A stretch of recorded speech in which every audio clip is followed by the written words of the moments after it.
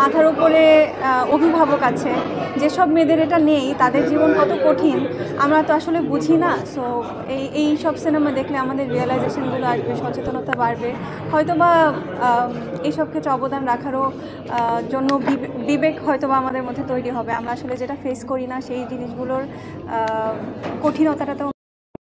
So হ্যাঁ, আমার খুবই ভালো লেগেছে। পরিচালক থেকে শুরু করে সবাই খুব ভালো কাজ করেছে। রুনাপুর সাধারণ ছিল, স্পেশালি রুনাপুর জন্যই দেখতে আসা। রুনাপুর ভীষণ আন্তরিক এবং সবার ভীষণ ভালোবাসার একজন মানুষ, ভীষণ আদর করেন। তো রুনাপুর অভিনয়, পারফরমেন্স সব কিছু মিলে খুব ভালো লেগেছে। আবার যারা দর্শক আছে, যারা সমস্ত নির্বন্ধ দেখেন যে প্রিমিয়ারে আপনারা দেখলেন, তারা আসলে কেন দেখলো, কি আসলে জায়গাটা থেকে মানবতার জায়গা বা মানবতার জায়গা, সোশ্যাল অ্যাওয়ারনেস মেসেজ পাচ্ছেন? অবশ্যই সোশ্যাল অ্যাওয়ারনেস নিয়ে অনেক বড় একটা মেসেজ এখানে দেওয়া হয়েছে। সো আমি সবাইকে অনুরোধ করব, প্লিজ হলে গিয়ে সিনেমাটা দেখুন। অনেক ধুমধারাক্কা নাচ গানের সিনেমা, সেগুলোরও দরকার আছে অবভিয়াসলি, আমরা সেগুলো দেখে থাকি, কিন্তু পাশাপাশি এমনও কাজ আমাদের দেখা উচিত যেগুলো বিবেককে নাড়া দেয়, যেগুলো আমাদের মধ্যে কিছু বিবেক আরও তৈরি করে। ওই যেটা বললাম যে আমরা তো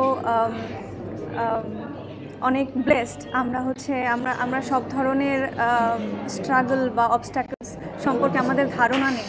তো এই চলচ্চিত্রগুলো হচ্ছে সেই সব মানুষদের জীবনের সংগ্রাম সম্পর্কে জানান যায় আমাদেরকে, এবং আমরা হয়তো বা এ থেকে আরও সচেতন হতে পারবো এই ধরনের সিনেমা দেখার মাধ্যমে।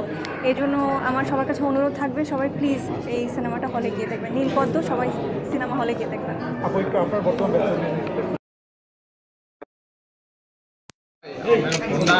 আপনার ফোনটা দুইটা ক্যামেরাতে আসছে।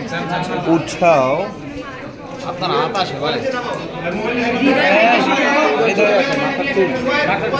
হৃদয় ভাইকে হৃদয় ভাই, হৃদয় ভাই ফ্রেমে আসতেছে